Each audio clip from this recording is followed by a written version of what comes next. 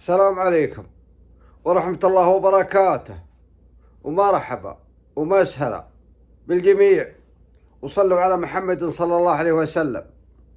الله يحييكم ويسعدكم دنيا واخرة. والثالث الربع لا تنسونا من الاشتراك في القناة لأنها تنفعنا، والاشتراك مجاني. السالفة يا طوال العمر اليوم هذه سالفتين. هذا واحد يا طوال العمر، الرجال تزوج وعليه عيال واكبر عواله بارن به، كلهم بارين به، لكن الكبير اي حاجة يرسله فيها. وتزوج الرجال لحرمة ثانية على ام عياله. والرجال يا طال العمار عنده هبله في البر ويروح لها دائما، وبعض المرات يتأخر عندها، ياخذ له اسبوع اسبوعين منها عندها. وفي يوم من الايام راح صبب له وتأخر الرجال، ولكن وقتها وقت ربيع والبل توها منتجة جايت بحيرانها، فدق عليه ولده أكبر عياله. سلام عليكم السلام. قال يا فلان وين أنت يا أبوي؟ قال أنا عند البن. أنت بتجيني ولا شيء؟ يقول الشاي ما يد ولده. قال إيه باجيك. قال يا أبوك أنا بوصيك وصاه ولا حد يدري إلا أنت. قال أنت تامر يا أبوي، وش العلم؟ قال أبغاك تروح صوب عمتك زوجتي اللي توني متزوجها، وأبغاك تعلمها. تقول يا عمه أبوي يقول انسجينه عند البل. قال وهات عمتك وأنا أبوك وأمك لا تدري إنها جايتني ولا إني مكلمك ولا إني علشان ما أجي شيء في خاطرها. قال أبشر أبشر أبشر يا أبو، أبشر إن أجيك بها. الرجال يا طول العمار ايش سوى؟ خلى عمته اتجه لأمه.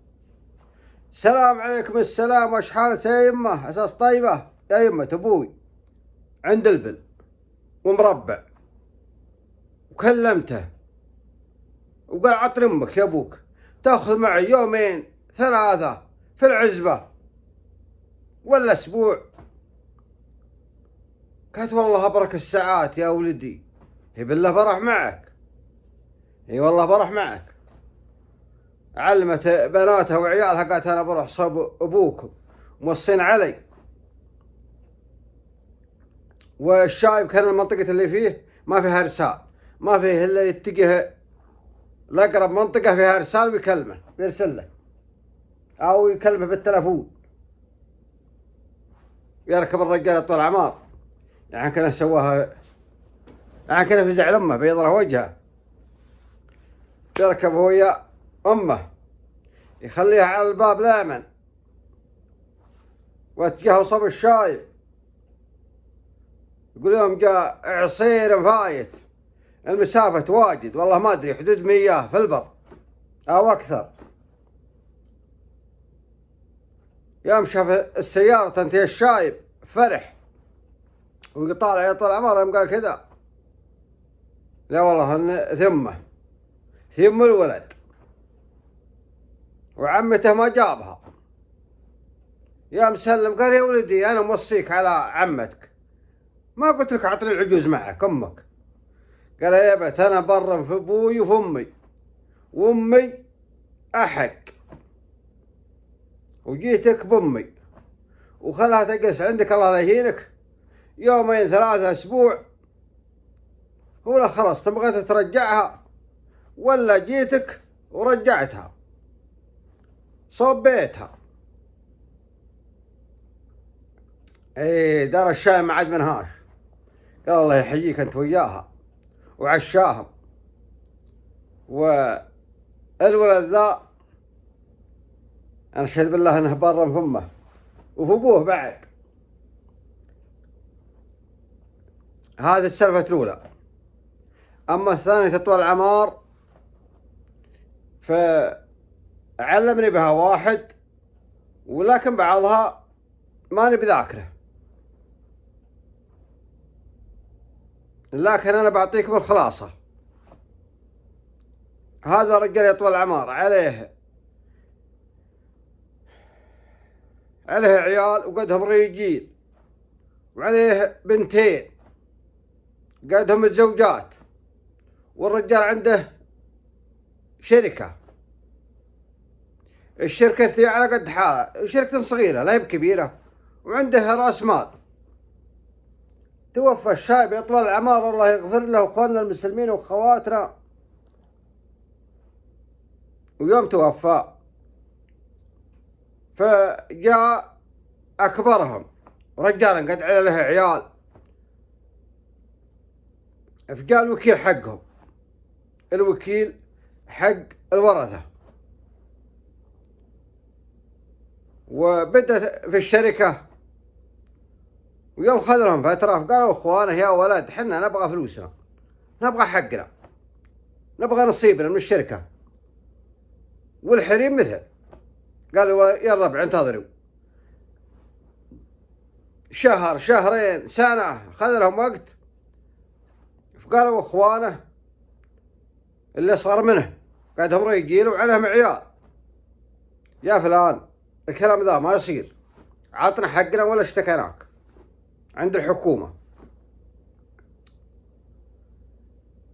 ويوم خذها معاه لا والله الرجال مصملين هم بيشتكونه، فعود طول العمار وطلع نصيبهم من الشركة ومن الفلوس اللي عنده وعطاهم، كلنا عطاه حقه. بقى الحين الحريم خوات الثنتين وهم قد تزوجوا، يا فلان يا اخونا الكبير حنا نبغى حقنا، حنا في حاجته وعندنا التزامات، والله العظيم حنا في حاجته، فلا يصير حنا نقدم فيك. قال اصبروا واصبروا. المهم السنة الأولى، السنة الثانية، الثالثة، ياما طالت المدة جو يبغون يقدمون فيه. جمع خواله وعمانه وراحبهم صوب الحريم، يا حريم اطلبوا خواتي، خلوهم ينتظرون سنة سنتين. جو خوالهم يطول العمار وعمانهم ودخلوا عليهم وطلبوهم انهم ينتظروا. وهذه يا اخوان هذه من وجهة نظري انها خطأ. يا اخي لا تضرب الناس في حقهم، عاد كل حقه. هذا الحريم ضعوف يبغى حقهم مثل ما تبغى حقك. اصبح الرجال يطول العمار يتاجر، السنة الاولى الثانية الثالثة.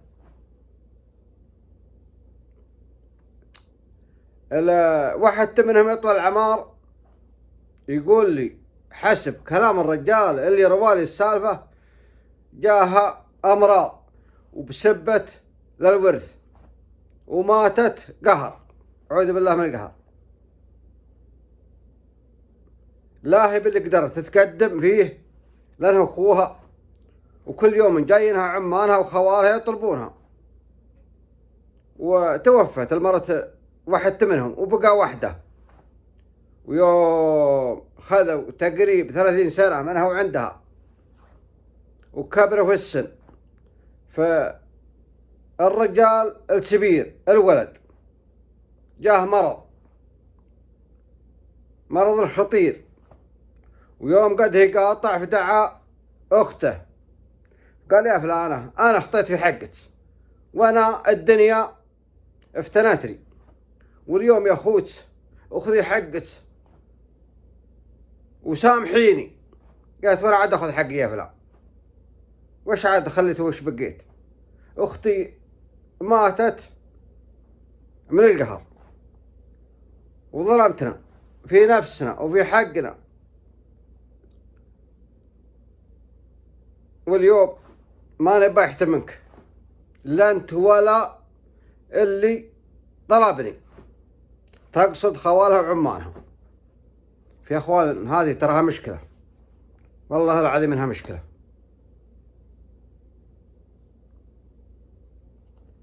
يا فلانة قلت وش عاد ابغى هذا الحين؟